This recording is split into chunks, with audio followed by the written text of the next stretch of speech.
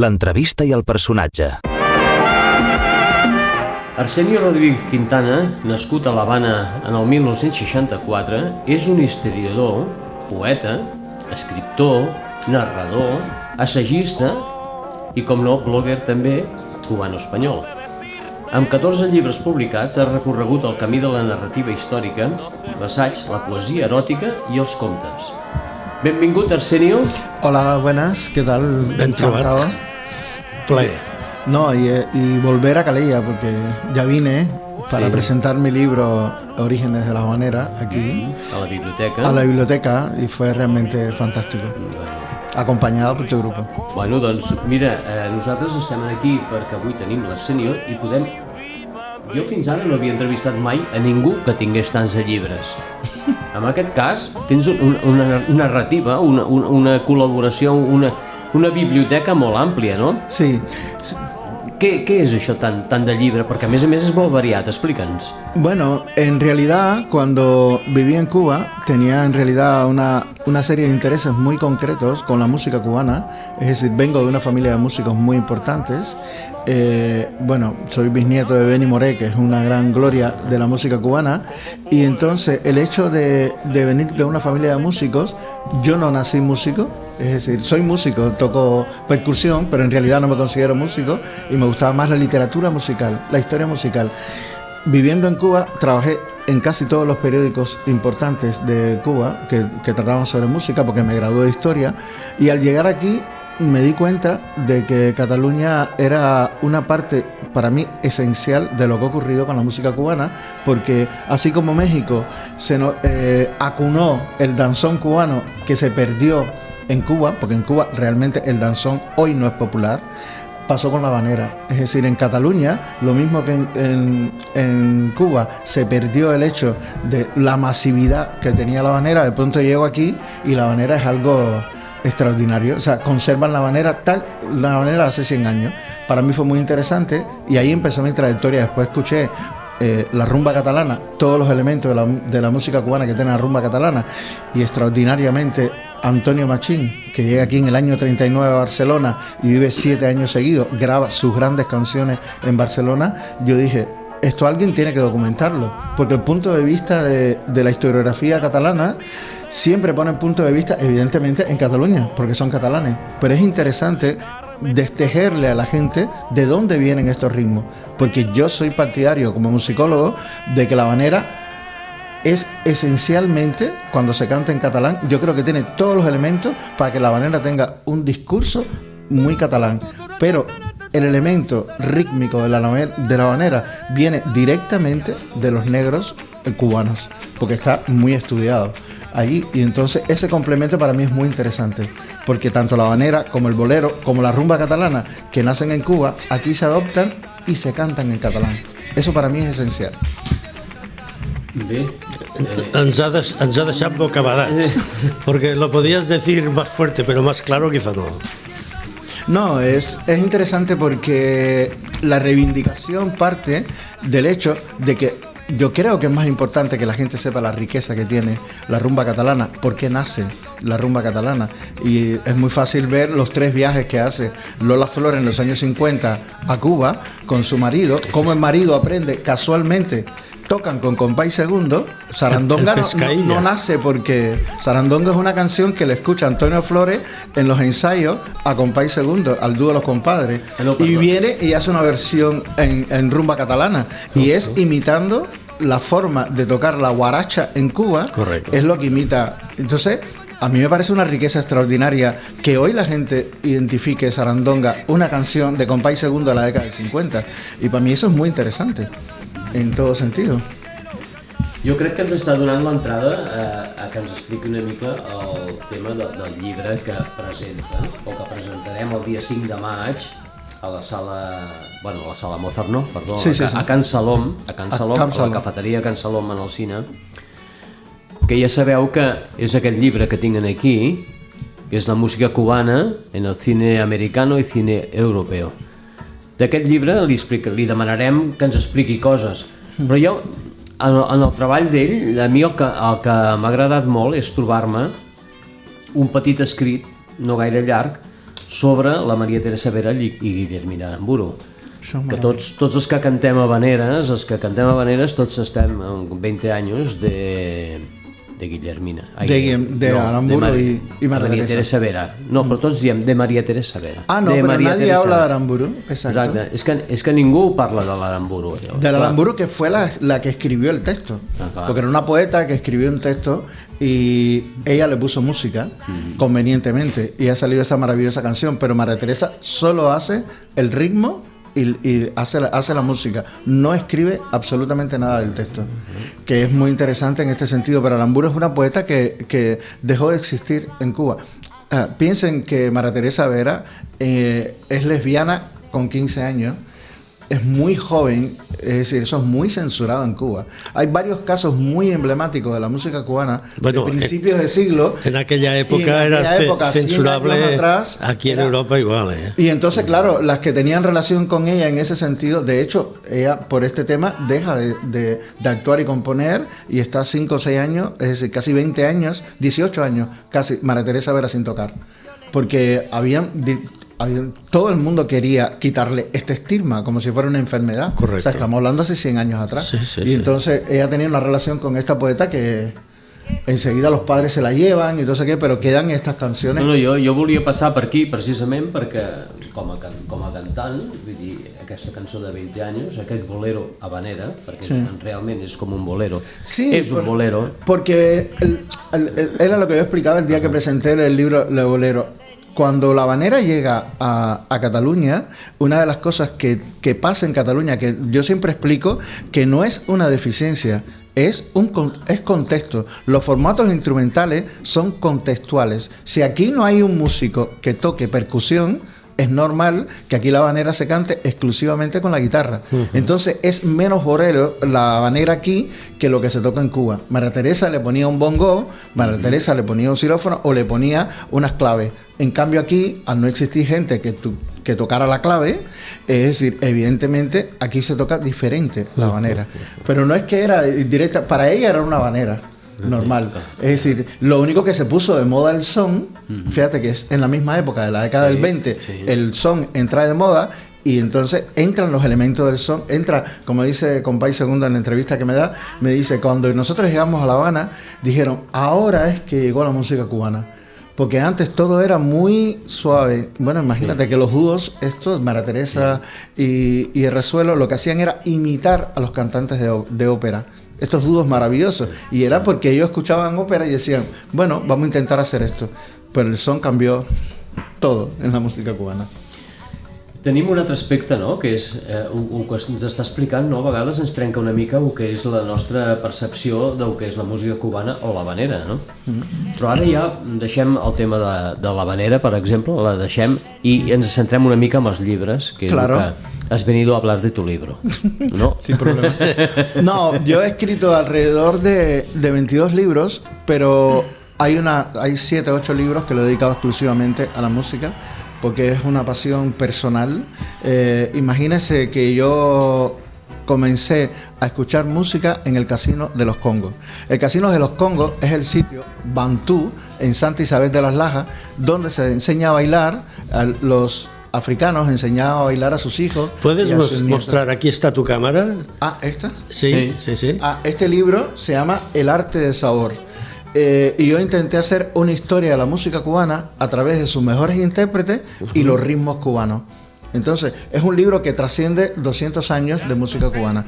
Tienen portada a Compay Segundo porque yo le empecé a buscar a Compay Segundo y yo pensaba que estaba muerto en los años 80 y en realidad Compay Segundo en los 80 tocaba en un hotel de La Habana para turistas con sus 3 hijos. Y cuando yo me la encontré en este hotel, imagínate, al lado de una piscina, una persona de 80 años, me quedé asombrado porque yo estaba buscando los orígenes de la música cubana. En realidad, no por la música cubana, sino por lo que yo sentía de blues y de jazz, que era lo que a mí me gustaba en esa época. Y Compay me decía, por ejemplo, que el son cubano nace directamente porque los que vinieron a defender a Cuba, los negros y el ejército americano que vienen a defender a Cuba de los españoles, venían con sus guitarras. Y en los descansos, el ejército se ponía a tocar blues. Está bien. Y entonces, casi todos, por ejemplo, el daiquiri, los rones cubanos que se suavizan en esa época, ocurre lo mismo. Los negros americanos que en sus fiestas no podían tomarse ron directamente como los cubanos y lo mezclaban. Es el origen de todos los tragos cubanos y es el origen de que el son cubano ya nace con esta influencia. Y con País Segundo es muy claro cuando tú lo oyes tocar cómo le hace elementos de blues en el son cubano. Pero el son cubano nace así. Entonces, a mí me interesó inicialmente hacer un tipo de libro. Fue el primer libro que saqué de musicología. Y luego, cuando llegué aquí a Cataluña, este libro es en realidad una labor de casi 30 años, de mis primeros artículos sobre música cubana hasta la actualidad. Y luego, cuando llegué aquí, me interesé por intentar descubrirles a la gente, no cambiarles la idea. Yo sí pienso directamente, incluso yo tengo varias listas en mi móvil de rumba catalana en catalán y rumba catalana en castellano. Es decir, yo creo que aquí hay un factor del que nadie, yo por lo menos no había encontrado, que había hablado nunca, era que aquí 3 ritmos cubanos que son esencia de la música cubana. Estoy hablando del bolero, estoy hablando de la rumba y de la guaracha mezcladas en la rumba catalana y la habanera, que llegan aquí en castellano y se convierten en catalán. Eso es una cosa insólita.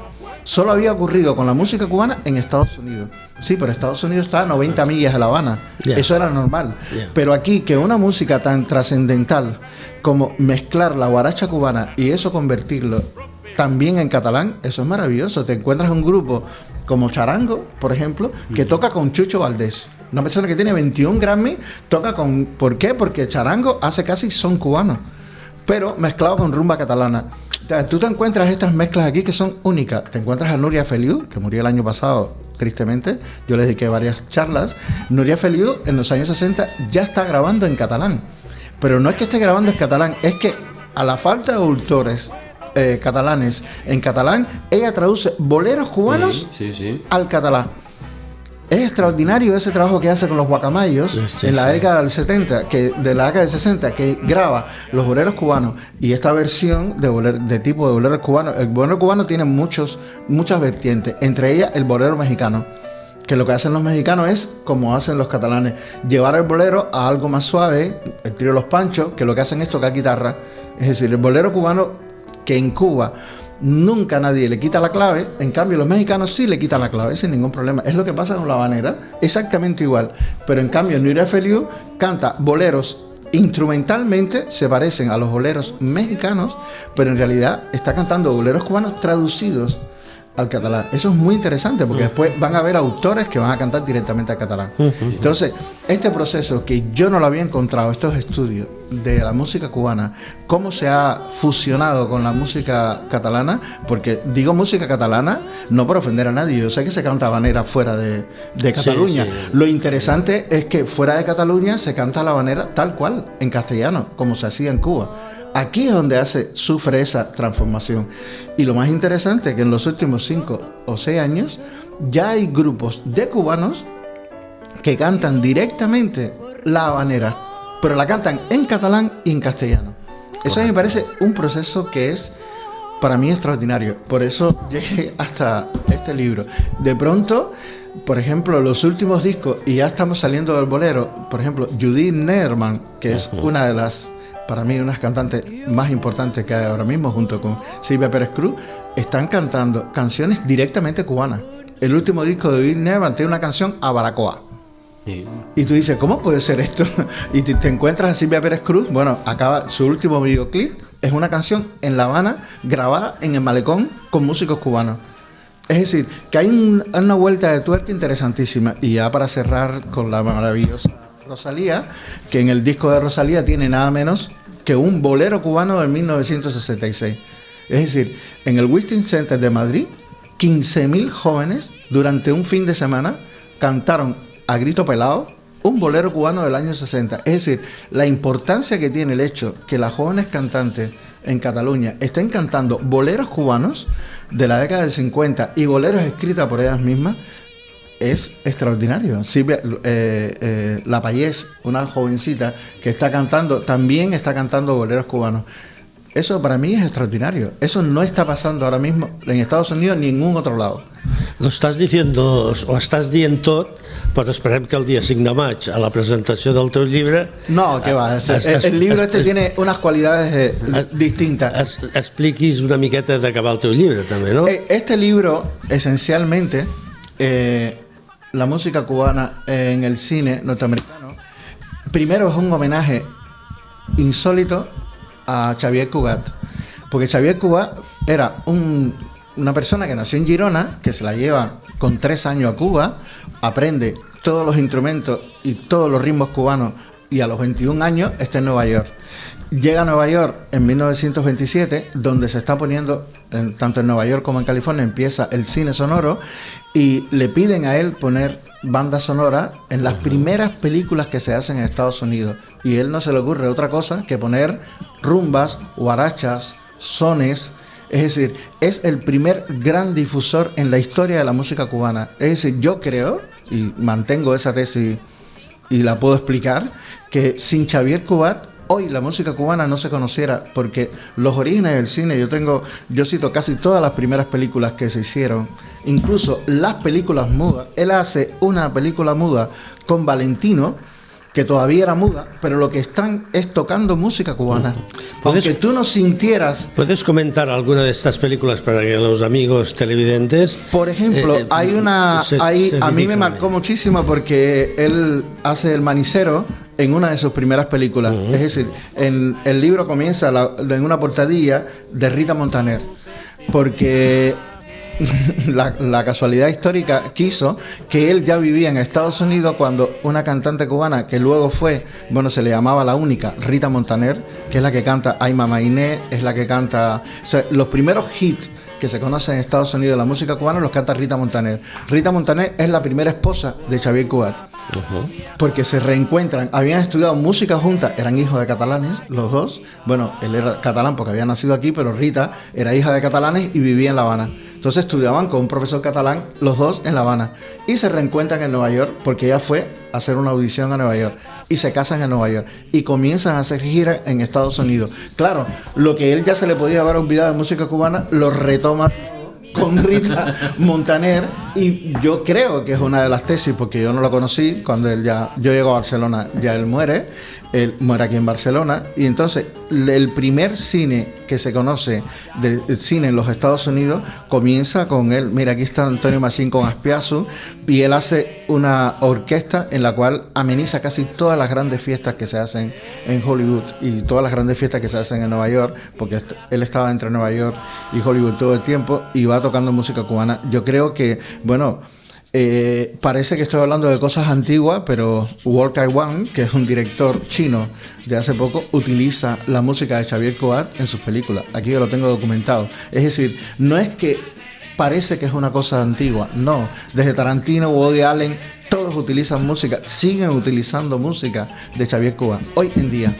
No es algo del pasado. Y aquí desde hace unos años no se le recuerda, todo y que se le ha valorado, pero parece que ya ha pasado la moda, y en cambio, con todo lo que tú estás diciendo, Arsenio, yo creo que parece que es una injusticia que cuando se habla de la historia de la música y los cantos de ida y vuelta y esta música que se basa con una cultura de inclusión, aquí no se comenta. Yo creo que fue primero, es decir, si lo ponemos al contexto actual, que ahora se habla de empoderar, del fenómeno de la inclusión, mira, yo creo que una de las cosas más importantes que tiene ser emigrante, que yo lo soy y yo lo fui, estuve 2 años sin papeles en Europa, primero en Sevilla, yo llegué a París, me fui a Sevilla, y de Sevilla vine después, ya teniendo mi primera residencia, vine a Barcelona.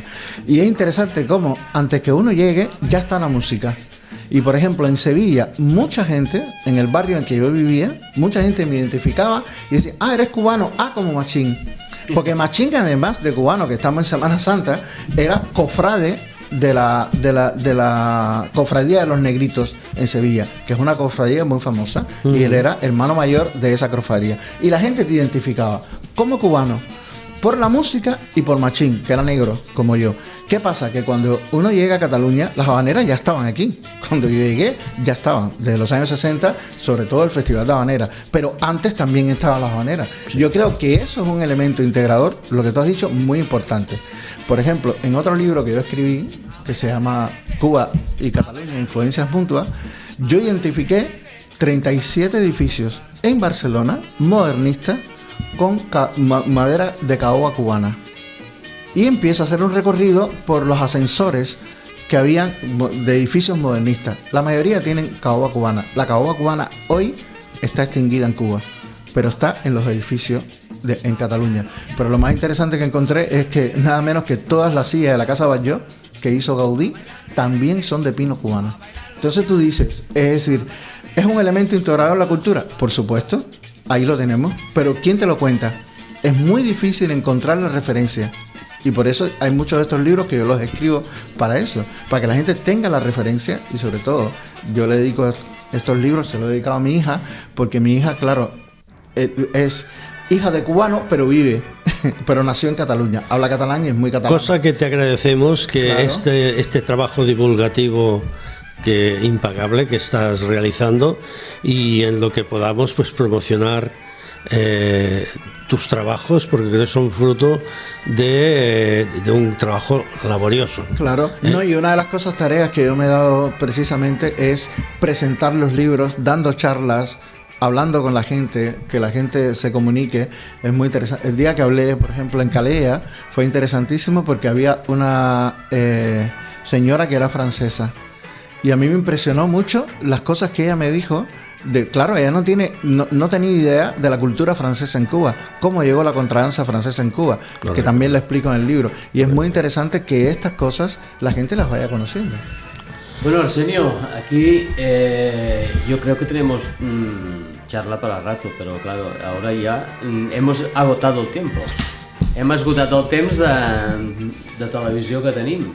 Ja sí, no... però continuarem a la segona part musical i, bueno, i t'emplacem dintre de les teves possibilitats perquè d'aquí un temps ens tornis i això que ens has esbossat d'una manera global el podem treure el gra de la palla, no? Vale. I anar especificant continguts. Ara, en principi, tal com deia abans, el tenim el dia 5 de maig aquí a Can Salom, que espero que la gent de Calella pugui venir i que fem prou moviment. De Calella i de la comarca. I de fora de Calella, si pot ser. I d'arreu de Catalunya, que el nostre programa ens consta que diferents amics del món de la música del cant de tavernes i això ho estan divulgant arreu.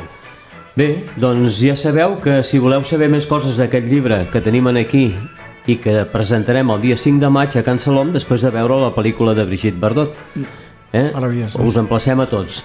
I amb aquesta, si et sembla, doncs donem pas a la part de radiofònica i li diem a l'Arsenio, ja per la gent que ens ha estat veient per vídeo, que moltes gràcies per haver vingut i que fins un altre dia, molt agraïts. Vale, muchas gracias.